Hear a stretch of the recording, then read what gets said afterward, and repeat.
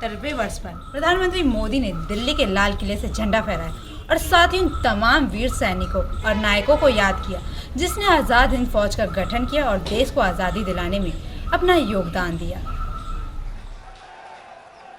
आजाद हिंद सरकार अखंड भारत की सरकार थी, अविभाजित भारत की सरकार थी। मैं देशवासियों को आजाद हिंद सरकार के 75 वर्ष होने पर बहुत बहुत बधाई देता हूं। पर क्या आपको ये पता है कि आज़ाद हिंद फौज का गठन पहली बार किसने किया और कब किया और कैसे आज़ाद हिंद फौज ने देश को आज़ादी दिलाने में अपना योगदान दिया? कहते हैं आज़ाद हिंद फौज या इंडियन नेशनल आर्मी का गठन पहली बार राजा महेंद्र प्रताप सिंह द्वारा 29 अक्टूबर 1915 को अफगानिस्तान में किया गया। पर इस फौज का अस्तित्व द्वितीय विश्व युद्ध के दौरान वर्ष 1943 में निखरकर सामने आया। 21 अक्टूबर 1943 को ऐसा पहली बार हुआ जब देश के बाहर अविभाजित भारत की सरकार बनी और इस अविभाजित सरकार का नाम था आज़ाद हिंद सरकार। पहली अंतरिम सरकार इन्होंने स्थापित की काबुल में, वो भी 1915 में। आज़ाद हिंद सरकार का गठन रास बिहारी बोस ने अखंड भारत को आज़ादी दिलाने के लिए किया और इस सरकार के गठन में कैप्टन मोहन सिंह और निर्जन सिंह गिल की भी अहम भूमिका रही। इसका गठन जो बेसिस हुआ वो तो हुआ वो लोग जो भारतीय सेना में इंपीरियल आर्मी ऑफ इंडिया उसमें जो दुश्मन के हाथों पड़ गए थे उनको रिहा करवा लिया गया। शुरुआती दिनों में इस फौज में जापान द्वारा युद्धबंदी बना लिए गए भारतीयों को शामिल किया गया और देखते ही देखते वामा और मलाया में स्थित भारतीय स्वयंसेवक भी इस फौज का हिस्सा बन गए और फिर जापान ने भी गोरे सेना को परास्त करने के लिए 60,000 युद्धबंदियों को आज़ाद हिंद फौज में शामिल करने के लिए रिहा कर दिया।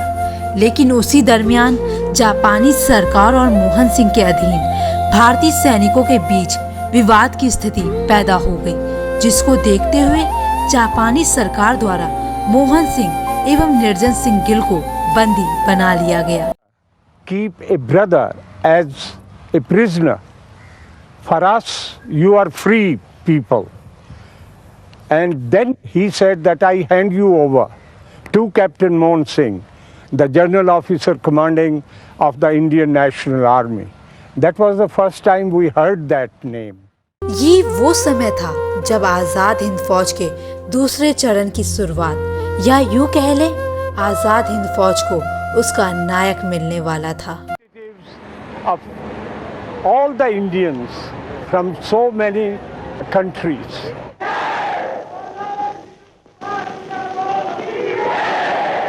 वहीं दूसरी तरफ वर्ष 1941 में सुभाष चंद्र बोस ने बर्लिन में इंडियन लीग की स्थापना की, लेकिन उसी समय जर्मनी द्वारा उस लीग का इस्तेमाल रूस के खिलाफ करने की खबर नेताजी को मिल गई और उन्होंने उसी समय दक्षिण पूर्व एशिया जाने का फैसला कर लिया और उसी के एक वर्ष बाद नेताजी जर्मनी पनडुब्बी की मदद से जापान के कब्जा किए देश सिंगापुर पहुंचे।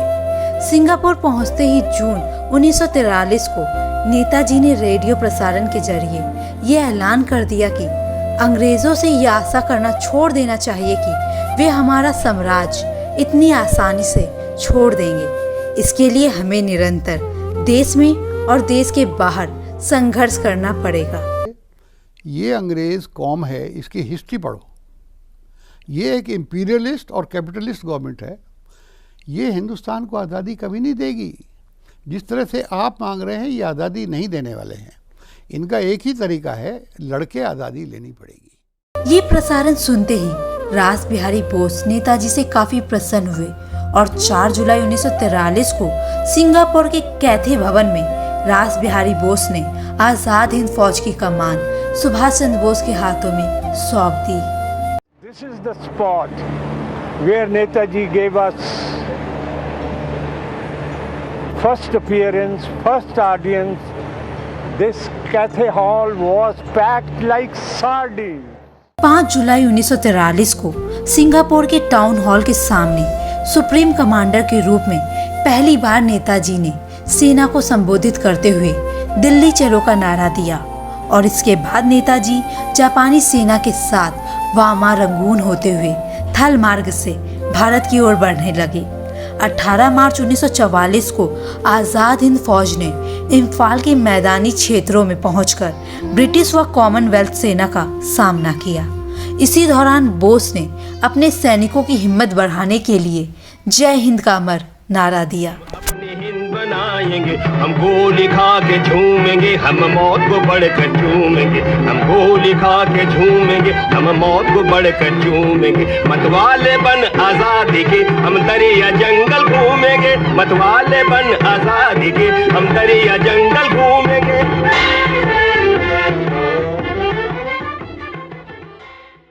21 अक्टूबर 1943 में सुभाष चंद्र बोस ने आज़ाद हिंद फौज के मुख्य सेनापति के पद से सिंगापुर में स्वतंत्र भारत की अस्थायी सरकार की स्थापना की और फिर नेताजी की इस सरकार को न सिर्फ सिंगापुर ने बल्कि जर्मनी, जापान, फिलीपींस, कोरिया, चीन, इटली, मोनास्को और आयरलैंड ने भी मान्यता दी। आज़ाद हिंद फौज में न केवल पुरुषों ने बल्कि वीर महिलाओं ने भी हिस्सा लिया और इस महिलाओं की टुकड़ी को नेताजी ने रानी झांसी रेजिमेंट का नाम दिया और इस महिला रेजिमेंट की कमान नेताजी ने लक्ष्मी स्वामीनाथन को सौंप दी। A very people may think I'm a cruel man. I'm still not satisfied.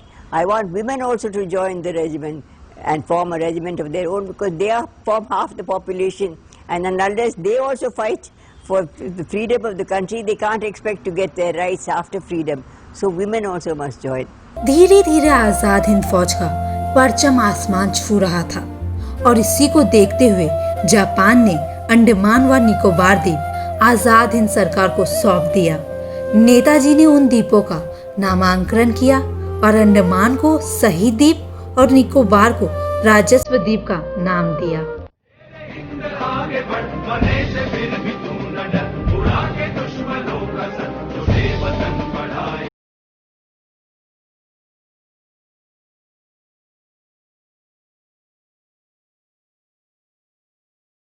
30 दिसंबर 1943 को इन द्वीपों में पहली बार भारतीय ध्वज भी लहराया। 4 फरवरी 1944 को एक बार फिर आज़ाद हिंद फौज ने अंग्रेजों पर आक्रमण कर कोहिमा और पलेल प्रदेशों को अंग्रेजी हुकूमत से आज़ाद करा लिया। इसी को देखते हुए 6 जुलाई 1944 को रंगून से महात्मा गांधी ने रेडियो प्रसारण के जरिए आज़ाद हिंद फौज को उनकी जीत के लिए शुभकामनाएं दी। और वहाँ से ये लड़ते हुए रंगून होते हुए और भारत की सीमा में आए।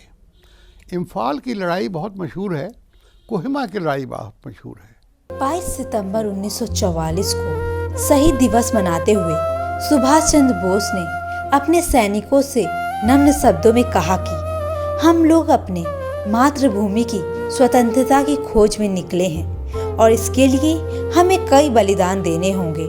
इसलिए तुम मुझे खून दो, मैं तुम्हें आज़ादी दूंगा, क्योंकि यही आज़ादी की कीमत है और स्वतंत्रता की देवी की यही मांग है। I do not know how many of us who are going to participate in the coming battles will survive to see India free. But whether we survive or not, whether we individually live to see India free or not, we are confident that India shall be free.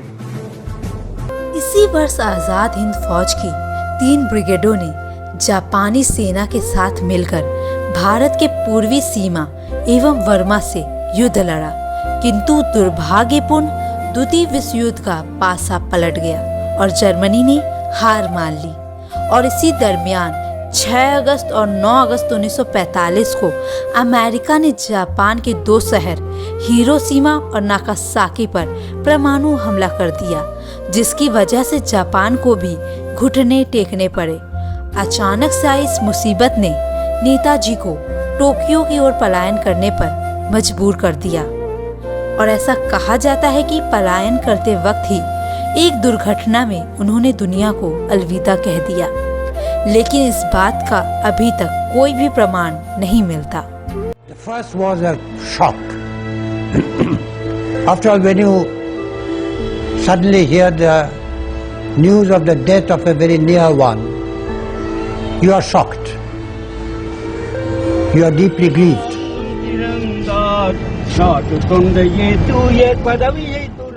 वर्ष 1945 में अंग्रेजी हुकूमत द्वारा आजाद हिंद फौज को बंदी बना लिया गया और यह अभियान असफल हो गया।